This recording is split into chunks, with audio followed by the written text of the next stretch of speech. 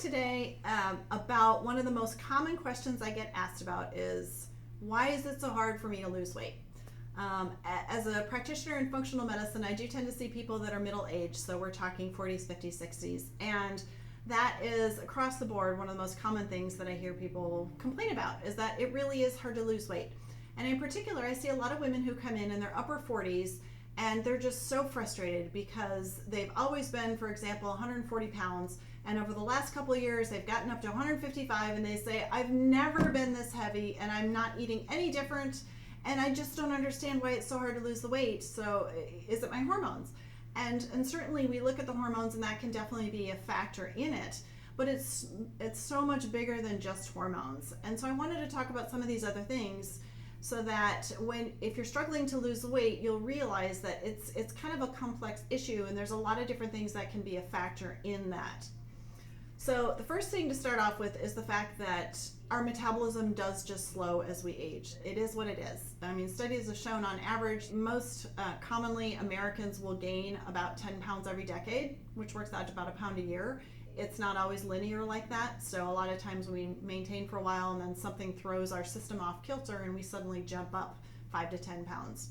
But just remember that with aging, people do tend to gain weight as the years go by, and so therefore the habits that you had when you were 20 and in college, they're not going to be sufficient when you get 20, 30 years down the road. And the things that you used to be able to do to lose weight just don't work as well when you get older. So it stinks, but that is the reality for most of us. But it doesn't mean that there's nothing you can do.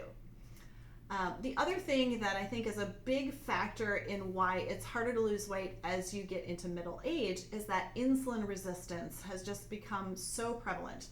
They were just talking on the news the other day about how so many youth now have insulin resistance and pre-diabetes, and that just never was the case 20, 30 years ago. And one of the biggest theories that it has to do with all the toxins that are in our food. There's just so many chemicals and other things that are in our food because it's so ultra processed compared to people that lived in the 1800s, for example. They had healthy, whole, natural foods, and the foods that we have now are sadly oftentimes not. But as one of the consequences, whether it's the ultra processing of the foods or if it's toxins in the environment, but a lot of the food, especially here in America, it just tends to be a factor in creating insulin resistance. And what that means is when you have a certain amount of a carb load, let's just say you eat a big plate of rice, whereas the blood sugar is supposed to go up to, say, for example, this level. Nowadays, for a lot of people, your blood sugar goes up to here. And then your body has to create extra insulin to go out there into the bloodstream and take care of that glucose and bring it back down and pull it into the cells. And so let's just say it used to take the average person 10 units of insulin, and I'm using that term units loosely, but 10 whatevers of insulin to process that amount of carbs. Now it may take 15 to 20 or 25 for your system to be able to bring that glucose down and get it back to normal. So the insulin, your body has to make more insulin to get the same effects. That's insulin resistance. And the way that that plays into weight is that when you have insulin running around in your bloodstream, insulin is a fat deposition hormone, meaning it's promoting depositing fat into your fat cells. It's the opposite of what you want if you're trying to lose weight. So the more insulin you have in your bloodstream, let's say you're eating carbs all day long to keep my blood sugar up, then you have insulin in your bloodstream all the time. Insulin thinks that it's time to store energy. And so insulin is going to be putting those calories into your fat cells. And that's not what you want. We're trying to do the opposite. So the way I like to describe it is, if you imagine if you have a two-way valve on your fat cells. So if your fat cell is in here, there's a two-way valve on there. And it's supposed to go like this when there's extra calories and you're depositing energy into the cell. But then it's supposed to go like this when you're not eating and when you need energy. So the fat cell releases the energy, the fatty acids, into your bloodstream. So you're supposed to have valves that kind of go equally both ways. But what happens is as we age, they tend to go like this. And where they tend to want to be in the fat storage mode all the time, and they don't really want to go the other way into fat burning. So with age and with prolonged exposure to insulin, we get this impairment of those fat cells and their ability to actually open up and empty out and get rid of the stored energy within them. So that's another mechanism why it's just harder to lose weight.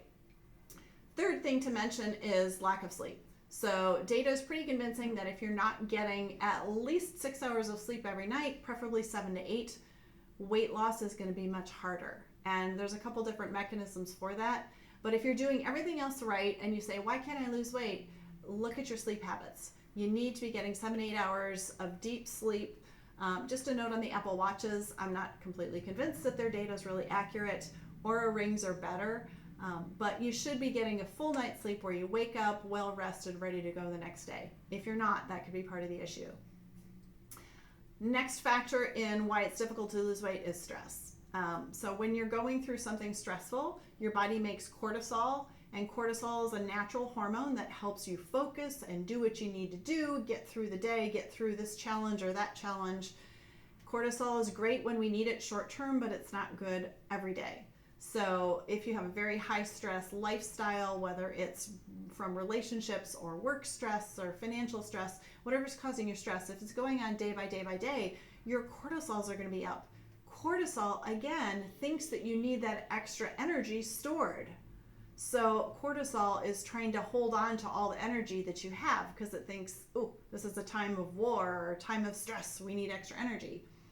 And the key to reversing that is to get the stress to come down, and then your body is much more willing to give up that extra stored energy and burn the fat.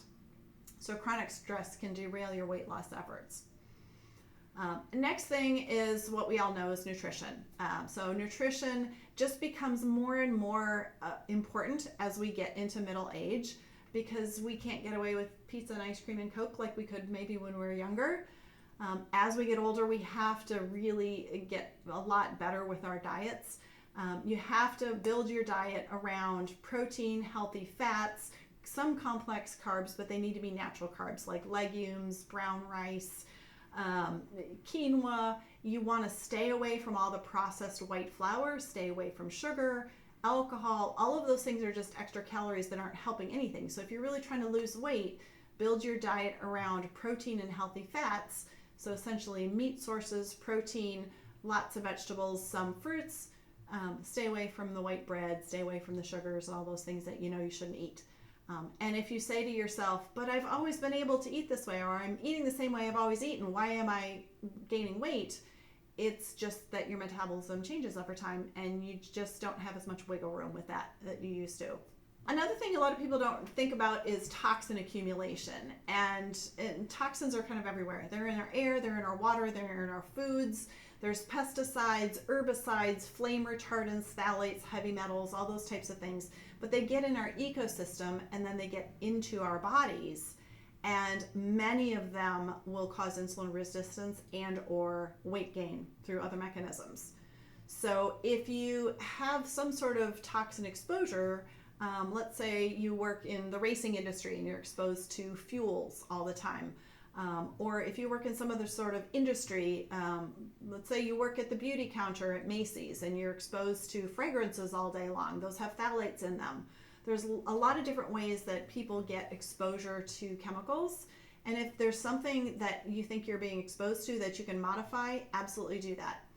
Otherwise, it could just simply be in your choices of the food. And that's where it's a really good idea to try to eat organic as much as you can, filter your water, filter your air in your house, and just try to do some research on ways to lower the toxin burden. I don't think anybody in America can live completely toxin-free, but we do everything that we can. Two other sorts of toxins that people don't really think about in relation to weight. Number one is mold. So mold illness it's ubiquitous out there. Many homes and buildings have had water damage in the past, whether it was a sink that leaked or a roof leak or a pipe burst or something. And oftentimes contractors don't fix them and remediate them completely. So I've heard horrendous stories of landlords just painting over the mold on the ceiling saying, oh, it's fixed. And it's not. Whenever there's a water leak or water intrusion, you have to completely remediate that. You can't just cover it up and treat it. You have to actually remove it completely. So if you've been exposed to any sort of water damage and you think you may have mold illness, I would recommend that you definitely talk to a good mold inspector. There's some really good companies that will come out to the building and do some testing, and then there's also practitioners out there who are skilled at treating mold illness. But if you have ongoing inflammation from ongoing exposure to mold toxins, that inflammation will prevent you from losing weight. And then very similar but slightly different is Lyme disease and tick-borne illness. And so Lyme disease, I'm convinced there's millions of Americans walking around with Lyme disease and or some co-infections like Babesia and Bartonella, and they don't know it because most people with Lyme disease have no known history of a tick bite. But it can cause weight gain, fatigue, brain fog, joint pain, very non-specific symptoms that doctors will see you for and say, I don't see anything in your labs, you're fine. But if you're concerned about that, I would encourage you to look up a practitioner who's skilled in treating Lyme disease because the standard tests at the regular labs are just not very good at picking it up. But that's just another reason that I have seen people who just simply cannot lose weight, and it turns out it's Lyme disease. Last thing to mention in the toxin category is medication side effect. There are some medications that your provider may have you on that can prevent you from losing weight.